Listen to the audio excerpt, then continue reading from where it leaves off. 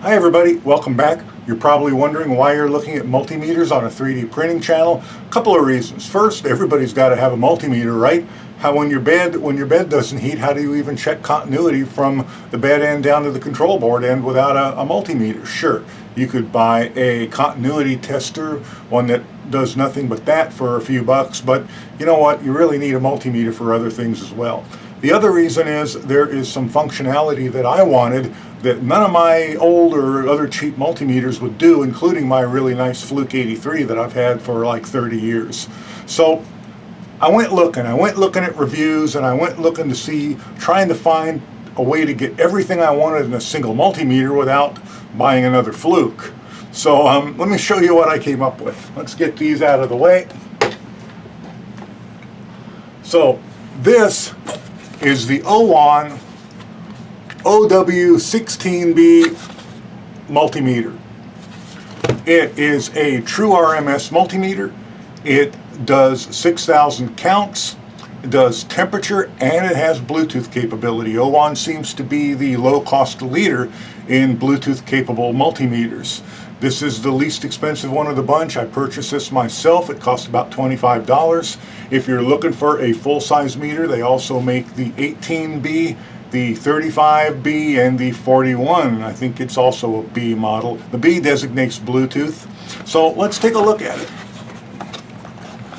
First, we got the multimeter itself. Let me zoom in a little bit here. We have the multimeter itself. It has a nice rubber boot around it. It has a nice rotating, has a nice little snap to it on their rotary dial. Has a nice tall display too. I'm kind of liking that display and the thinner characters. Has a bail on the back so you can stand it up. Takes two AA batteries. The rubber boot has a place to hold the leads if you're the kind of person who likes to test one-handed. And has off, volts AC and DC, resistance, diode test, and does have a dedicated continuity with a red LED and a beeper. And beeper's pretty good. Has capacitance, has hertz and duty cycle, has temperature in both Celsius and Fahrenheit, does non-contact voltage, and has the three amperage scales: microamps, milliamps, and amps. Has a select button, a range button if you want to take it out of auto range. Has a backlight, and pretty nice backlight as well. I'm kind of surprised that it's as nice as it is.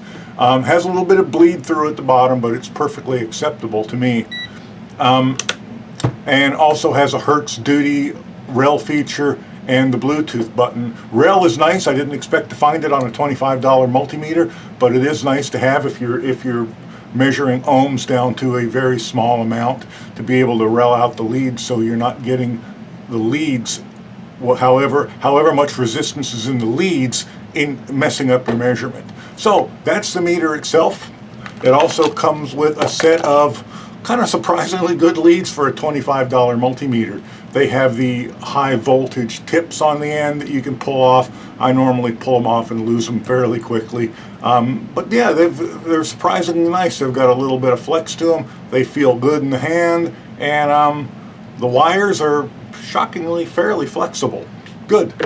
It comes with two alligator clamps add-ins that push onto the end of the probes. I've never had a lot of luck with those. I normally buy leads that have alligator clips on them, but in a pinch they do work. Comes with a K-type thermistor. Has a little card to show you how to get the Bluetooth app for iOS and Android. Has a little reference card to tell you what the specifications of it are, and comes with a surprisingly good little manual. I'm really wasn't expecting such a well-written and comprehensive little manual. If you're familiar with multimeters, you probably don't need this. If you're not, you'll really appreciate this. Yeah, anyway, so let's set up a few quick little experiments. I am not an electronic expert or electrician, but I've been using a multimeter since I was 12, 13 years old. And let's set up a few little experiments. I don't have voltage and amperage standards, so we're just going to make sure the meter works. Most of these meters use the same couple of different chips inside, and if they work at all, they're usually pretty accurate. I'm also not going to take the meter apart. If you want to see the guts of it, go watch Darren Walker's review of the OW16A. It is the exact same meter as this, except it does not have the Bluetooth module in it. He gave it 4 out of 5 stars. And Paul over at Learn Electronics has disassembled the OW18B. And these guys know a lot more about the innards of multimeters than I do. Besides, if I took it apart, I would probably not get it back together and functional. So I would have had to buy 2, one to disassemble and then one to actually use. So we're not taking it apart today. I'll be right back. Okay, we're back. So let's do a couple of little tests and kind of convince ourselves it's working correctly. I do not have standards, you know, I don't have a benchtop power supply or voltage or resistance standards here, but I think we can convince ourselves it's working right with a couple little tests. So let's go to voltage, and it defaults to voltage DC. Looks like you can see that okay. So I have a 1.5 volt Thunderbolt battery. I only buy the best brands of batteries, as you can tell. So this is probably a Harbor Freight freebie. So let's test it. Should probably get around 1.6 volts. And 1.631, good enough for me. What do I got next? Here's my little Arduino, courtesy of Elegoo. Thank you, Elegoo, just in case any of you guys are still torturing yourselves by watching my video review of your product. Let's check this out, and let's see what we got here. This should be 3.3 volts, and I know I shouldn't be testing it with my fingers on it like that, but you know I am. 3.291. That's pretty good. Let's get that out of the way. I have a freshly charged 18 volt lithium battery from my rigid drill driver. These things normally test about 20 volts right off the charger, and I pulled this off the charger not more than about 10 minutes ago. So let's see what we get. 20.95 volts. Yay, that working good. I'm happy with that. So what's next? Let's try AC volts. So I'm going to hit select, and I'm going to move from DC to AC. And look what I happen to have here. I have a power plug. Let's shove the leads in it and see what happens. And should read, you know, that's pretty good for today. 119.4 volts. This is Arizona, the USA. I'm typically between, say, 116 and about 120 volts here. 119.4 means nobody else in my neighborhood is using their power. Of course, this is the middle of summer, so everybody's air conditioning is running, but that's good. Oh, and while we're here, let's test the hertz on it. So I'm going to press the hertz button, and this is again the USA, so it should be 60 hertz, 59.98 or 97. That's pretty darn good. Can't complain about that. Let's get that out of the way. So that's AC and DC and hertz. What's next up the line? Next up the line is resistance, and let's try that continuity check. And that should be there, right? And the beeper and the light work extremely quick. I'm really surprised at how decent these leads are. Let's go back to the resistance range, and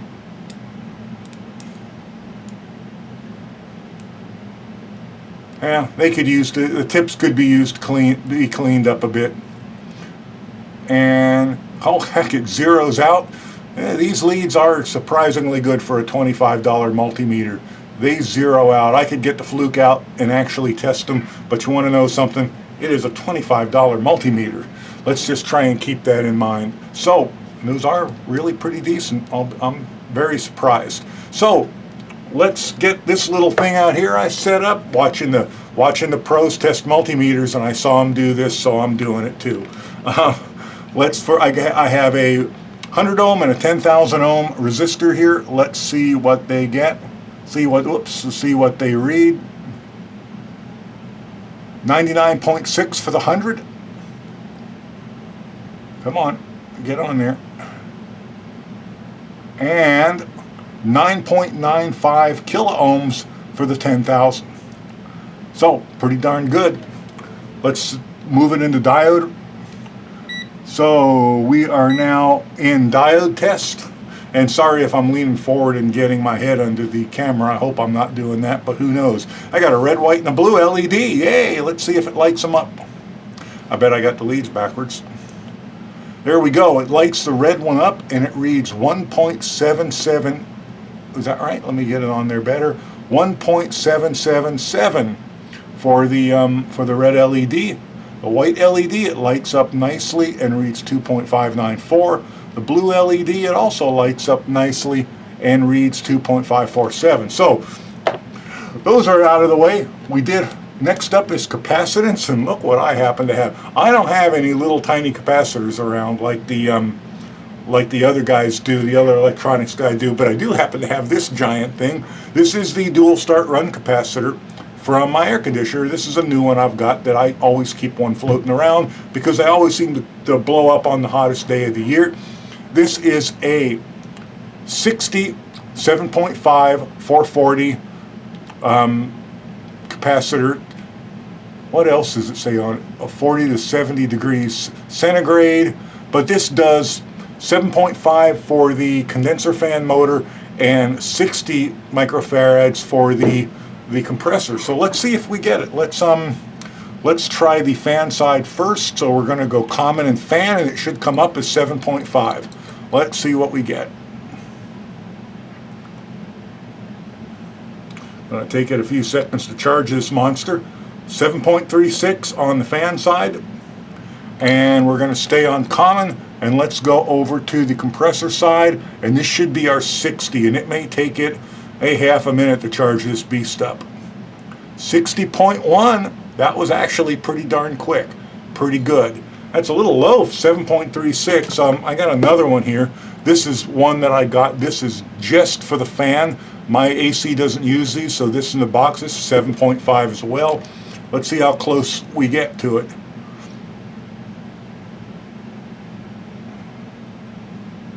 $7.56. That's much better. This one, what's the plus minus reading on this?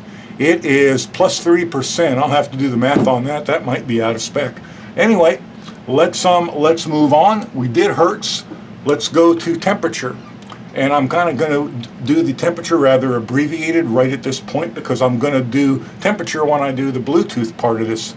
So right now it's reading, and it's got you'll notice that the thermistor is not even connected. Here's the thermistor here. Thermistor is not even connected, so there's a thermistor inside the case of the multimeter as well. That's pretty cool when you first think about it, but if you're moving from place to place and trying to get a temperature reading, you're going to have to wait for the entire meter to come up to temperature, the internals to come up to temperature. So reading 29 degrees Celsius, I'm going to switch it over to Fahrenheit, and let's see if it agrees with my little desktop meter. It says 84. There's my little desktop meter, which also says 84, so I'm pretty convinced that's working right. Non-contact voltage says EF on the meter. I think that means electric field. I happen to have right here the little, almost knocked my coffee over, can't do that. This is the little battery charger for my new little camera I'm using. Let's see if it works. And there we have it. It does function. I would not bet my life on this. If I put that on something I thought was hot and it made no noise, I would not be putting the wires in my mouth until I found a better way to test it to make absolutely sure. I would be putting it in my mouth anyway, but you know what I'm saying. So next over is microamps, which I have no means to test here today. Milliamps and amps. I'm not going to test the amp scale. I'm going to test the milliamp scale. If it works, I'm going to convince myself that the rest of it does too. So let's go back to our Arduino, and I have here the little electric motor with the fan blade on it that came in the Elegoo kit. Thanks again to Elegoo. We're now set to the milliamp scale. Hope you can see that. And I'm going to try starting this in the 3.3 volt pin, and let's see what milliamps we get. There we go. That's the 3.3. It's pulling roughly 80 milliamps at 3.3 volts. Let's move it over to 5 volts, and we're pulling about 107. Yeah, about 107 at 5 volts. So there's your milliamp scale. Looks like it's working well. And let's get that out of the way. Unplug it just so no accidents happen. And those are all the scale tests we're going to do for right now. I'm going to pause the camera again, and we are going to come back and test the Bluetooth app. So let me get that set up. I'll be right back. Okay, I'm back, and now for the main reason why I purchased this. I've got the thermistor plugged in, and you can see it's reading 29 Celsius. Just popped to 28. The air conditioner turned on a second ago. Let's got a lighter sitting here someplace. Let's just, whoops, I'm throwing it. Let's just pass the lighter through it, pass the flame through it, and see when we do it where you can see it, and we'll just see where that goes. There we go, 77, 86, 83, now dropping back down. I'm not going to hold it under any longer because I want to be able to touch it without getting burned. So what we're going to do now, we're going to press and hold the Bluetooth button, and you'll see in the upper left our Bluetooth icon will appear. It'll flash the LED too.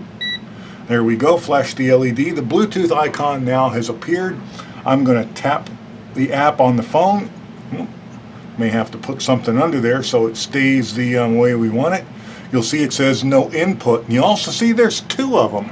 This app can display the output of two multimeters, which is pretty cool, but I only got one. So I'm just going to go with the one on the left. I'm going to tap no device. The meter is called BDM. Not sure what it would be if I had two. Probably have to figure out some way. Oh, and this meter also has a number of power on options. It has an automatic power off for both the meter and the backlight, and you can disable both of those, I think. I'm not sure you can disable the backlight one. You can disable the meter on or off by holding buttons and powering on. It's all in the manual. Sorry, I meant to familiarize myself with that and tell you, and I forgot. Okay, so I've got my temperature reading, and let's hold that just momentarily. You can see that it reacts very quickly as the meter does. As I hold that, it's like probably not even a second of lag.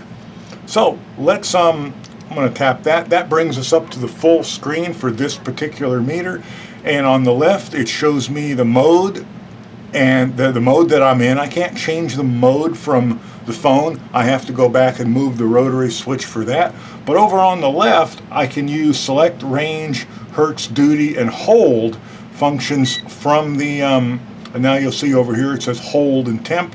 I can tap hold again, and the meter, LED on the meter flashes and it beeps every time I make a change from the phone. So let's go into the graph, because that's one of the reasons I came here. And now you'll see it's got a real-time graph, and it's showing me our temperature changes in real time. And holding it here again and releasing it, and you'll see it goes up and down. And I can scroll around this graph. I can pinch to zoom it in and out. On the right side of the split screen, it's telling me the number of counts, and it looks like it's maybe 2-3 counts a second, something like that. Tells me the function, which is temperature, the value, which is at the moment 29, the units we're in, which is Celsius, and the time. I can also tap, and I can save this data, and then I can take it back to my full big tablet or possibly my computer. I haven't fooled with that yet, and I can review this after the fact in a more comfortable situation than staring at the meter in real time over when it's connected to the printer. Because my goal here is to connect the thermistor on the opposite side of the heat block as the printer's own thermistor, and kind of compare it, kind of monitor it, making sure the control board is keeping the temperature the way I want it throughout an entire print without having to stand there and stare at it. And also the printer's LCD for temperature seems really laggy, whereas this seems really, really quick, and I'm not sure exactly why that is.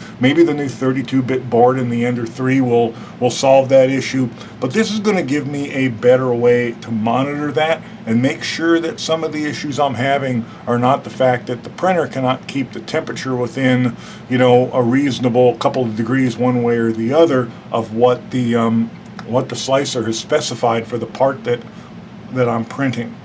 So that's that. I think that's really nice. This app works super good. It is easy to obtain. It is easy to get the printer to connected, and it has all the functionality that so far I think I'm really going to want in it. I'm very pleased with the Bluetooth capability of this it's a $25 multimeter, for crying out loud. This is really pretty impressive. So I am going to zoom back out and come back with my final thoughts. Be right back. Okay, my final thoughts on the Owon OW16B 6,000 count true RMS multimeter with Bluetooth and the Bluetooth app. If you don't have a multimeter, go get this one. It's $25. If you have a nice multimeter like I do in that Fluke 83, but it does not do Bluetooth, go get this one. It is a great little multimeter for 25 bucks for the hobbyist. This is not a professional grade multimeter. If you're a professional electrician, go get yourself the Fluke. But for everybody else, this is a fantastic little multimeter for $25. I don't know what other terms I can couch it in except go get this one. It's great. So that is my final thoughts on it. If you have liked this video, please like and subscribe, hit notifications. I'll put links to everything I have talked about below. I would purchase this from AliExpress. I'll try and find links to it there as well as a couple other places too. Thanks for watching, guys. I hope you had a great weekend. It is Sunday afternoon in Arizona. I am going to turn this off and try and enjoy the rest of the day. Not that I didn't enjoy doing this, because I do. Talk to you guys later. Bye for now. Just a quick update, guys. I went back to AliExpress because I thought I would order another one of these so I could have one both in my workshop and in my little 3D printer area. And you see over here I paid $26.05 for the one I showed you on the video today. But when I clicked on it to reorder it, they're now $43. So I went over to GearBest and I found it for $29.99, but they're showing out of stock right now. I'll put the link to this down below. Maybe it will come in stock. But also over on eBay, there's a seller at eBay. In fact, there's a couple of sellers at eBay that have them for $30, $31 with $1 shipping. Make sure if it says OW16A and OW16B that you get the one you'll want. The 16A is $10 less, but it has no Bluetooth. Other than that, it's an identical meter. So if you want the Bluetooth, make sure the 16B is selected. Sorry about that. That's the problem with doing business from places like Ali and GearBest, is they tend to go out of stock or bump the prices up or down literally overnight sometimes. Sorry again.